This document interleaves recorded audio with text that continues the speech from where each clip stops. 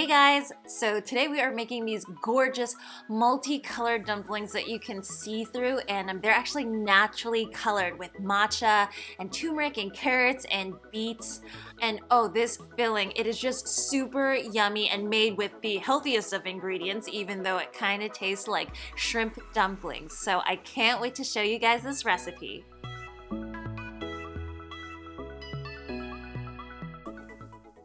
Alrighty, so I started off by cooking 1/3 of a cup of soaked dal in a concentrated, vegetable stock, and I put that recipe down below, but afterwards I drained everything is cooled down, and this is basically gonna serve as our meat.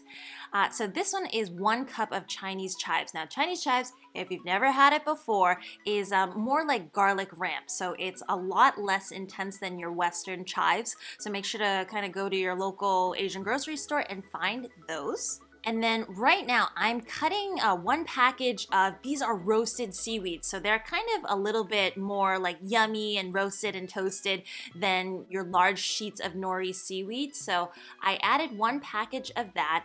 And now I have 2 tablespoons of really finely chopped bamboo shoots, followed by, I'm gonna put in right around 1/2 teaspoon of this Lee Kum Kee sesame oil, and it just adds a really nice and nutty flavor to everything. Following that, I'm going to put in 1/4 teaspoon of white pepper and then 1/4 teaspoon of garlic powder, which is going to make this a super savory filling. I have 1/2 teaspoon of white rice wine, and then I'm gonna put in 1 teaspoon of cornstarch, and the cornstarch just really helps to bind all of the filling together. And then finally, just a little bit of salt to taste, so adjust accordingly.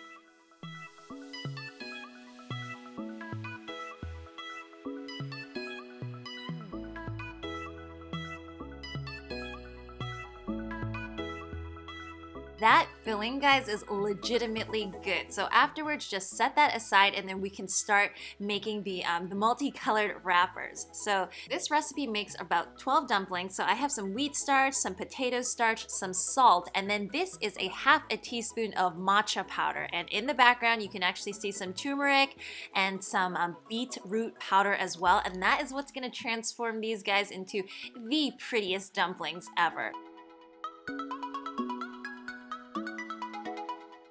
I switched on over to the carrot and the turmeric one, and you guys are gonna pour in 2/3 of a cup of boiling hot water into this. And guys, it needs to be boiling because that is what's going to activate the starches. If it's not hot enough, that texture of the dough, it's not gonna allow you to roll it out. It's not going to allow you to fold it, okay? So make sure that it's nice and hot, and I'm just mixing it for right around 30 seconds. And you can see how it's dry and crumbly like that. It's good. That's what you want it to be. Cover this for right around 2 to 3 minutes, and then we'll come right back to it.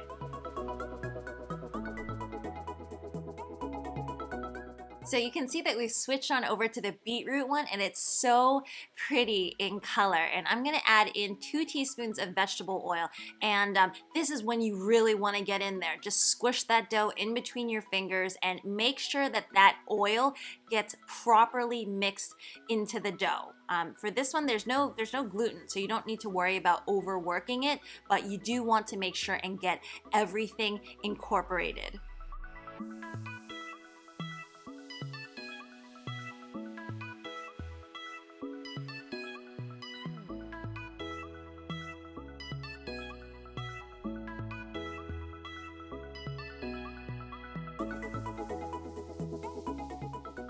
So after kneading it for right around 3 minutes, you just want to put it into a bag until you are ready to work with it, because otherwise it will dry out. So here are these 3 colors. You have your green, you have your red, and then you have your turmeric and carrot yellow. So all, very naturally flavored. And what I'm going to do is to just divide them up into 12 balls.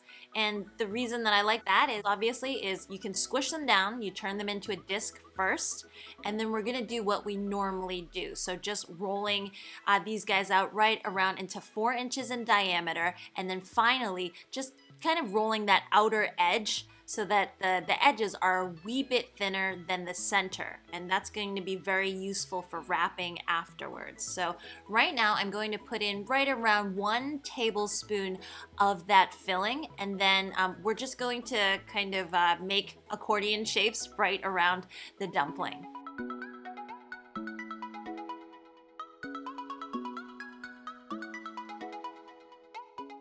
So you guys can see here, it's somewhat the usual. I'm a little bit more careful with this dough because it seems a bit more fragile, and I'm just making these kind of like 1/2 inch folds, and then I squeeze after each one just to seal it.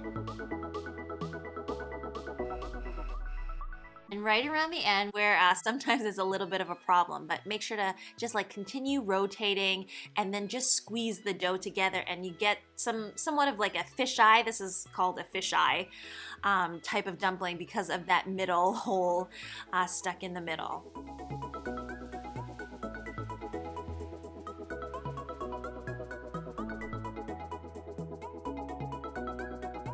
So now I'm gonna do another dumpling for you guys, okay? So it's going to be those purses that you guys may or may not have seen in, kind of the more modern dim sum restaurants. So I take 2 balls because this is going to essentially be like a bag that I stuff the filling into. And I would say that I rolled this guy out right around 6 or 7 inches. Actually, if it's bigger, it's actually a little bit better because the bag shows up better.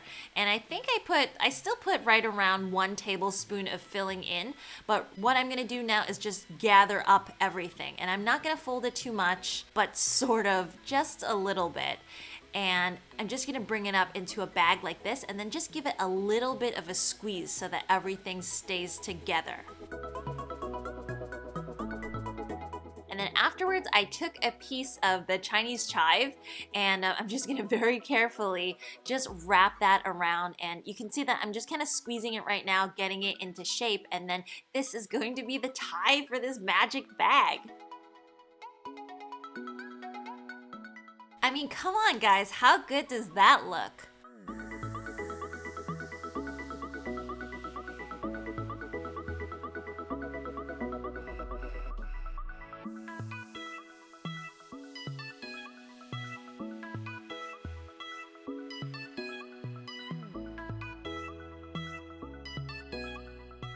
So these guys go onto a preheated steamer for right around 10 to 12 minutes. And then afterwards, like, don't these guys look amazing? It's nice and hot and steamy. You can actually see through those wrappers right into the chive filling, and it's just so amazing.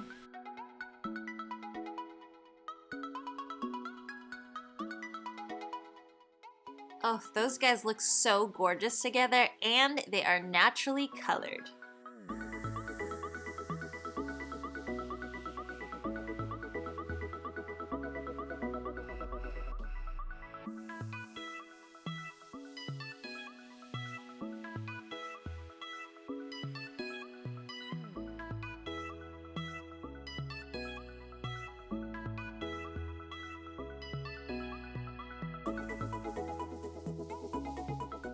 So I almost forgot to tell you guys what I like to serve it with. So I use some of the Lee Kum Kee gluten-free soy sauce, just in case if there are any allergies there. And the dumplings are salty, but that little bit of extra saltiness from the soy sauce really picks everything up. Anyways, guys, I hope you enjoyed watching this recipe and that you guys might try making it. As usual, if you want to see more recipes like this, remember to hit that like and subscribe button, and I will see you all again next time. Bye!